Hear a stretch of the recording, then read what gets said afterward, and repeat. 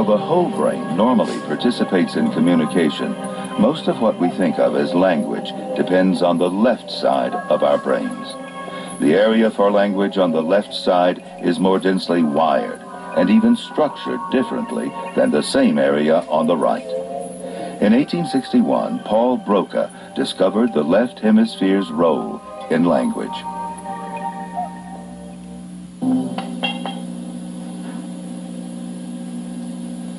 This brain changed the course of neuroscience. It belonged to a stroke patient nicknamed Ta.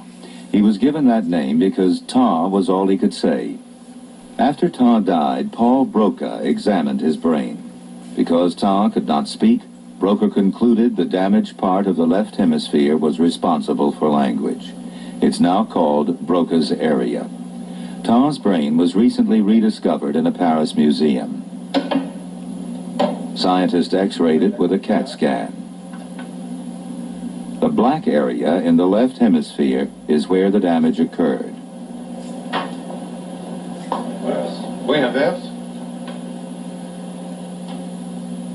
We now know that Broca was largely right. Damage to Broca's area does disrupt language.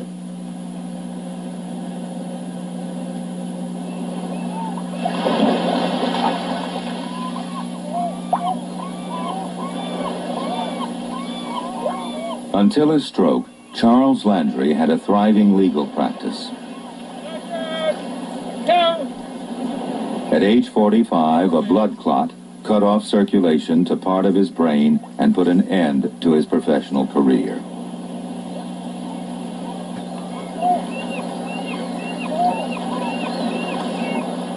At the heart of practicing law is a facility for language. Landry's stroke affected both his ability to understand language and his ability to express himself. Contingent reminder is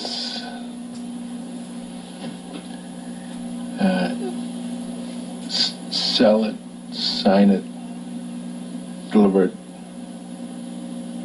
or anything subject to the contingency.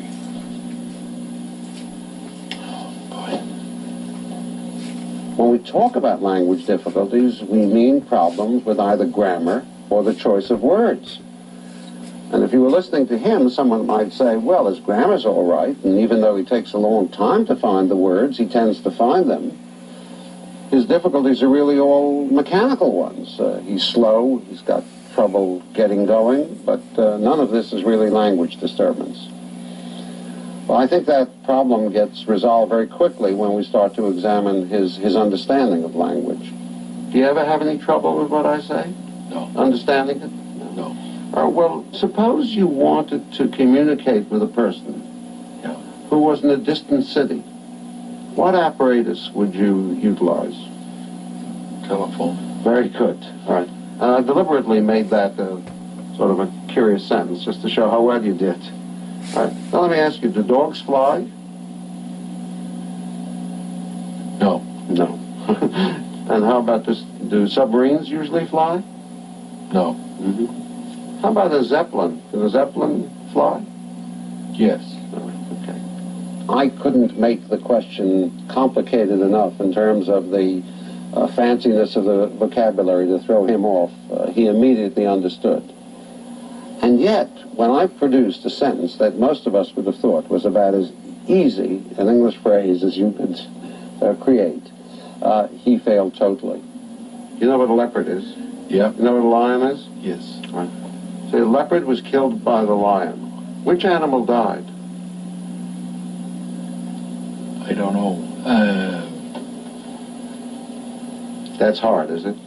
No. I don't know.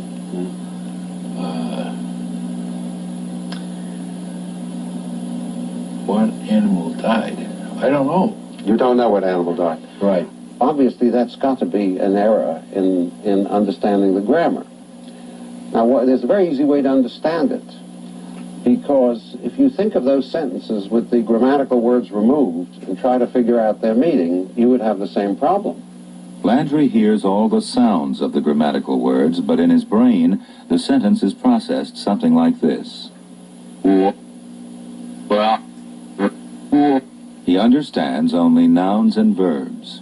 This pattern of having this special kind of understanding difficulty, which is confined almost exclusively to these little words, to the grammatical words and to the endings, is something that we find very frequently in the patient who's got damage to Broca's area. So the thing that's so perplexing in Mr. Landry is that he doesn't have this difficulty in spontaneous speech, he doesn't have this difficulty in repetition, but when we come to the comprehension tests, he has this difficulty in the most dramatic fashion.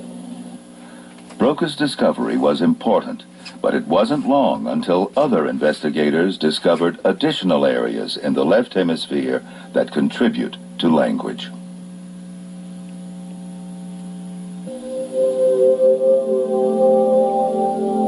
In 1874, the German scientist Karl Wernicke identified a third language area in the left hemisphere. Broca's area in front plays a major role in speech production and grammar. The strip in the middle controls and coordinates movement, but Wernicke's area is involved both in the formation of what is said and in comprehension. When it's damaged, speech seems fluent but doesn't make sense. We now know how we process and repeat words.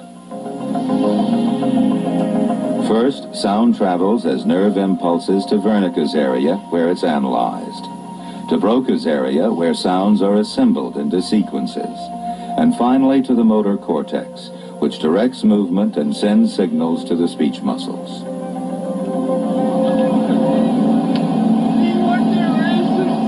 Charles Landry's brain damage has produced difficulties that are fairly typical of patients with damage to Broca's area.